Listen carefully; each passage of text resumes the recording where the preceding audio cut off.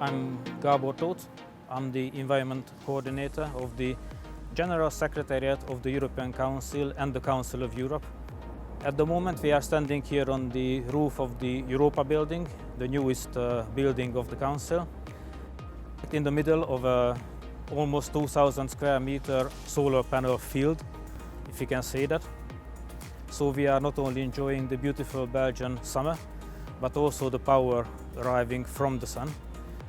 Installing photovoltaics on buildings in the EU, or in fact I think all around the world, it's something that we should certainly go for. If we build a building, we certainly have to check for what kind of local production possibilities are available and to use as many as possible, including photovoltaics.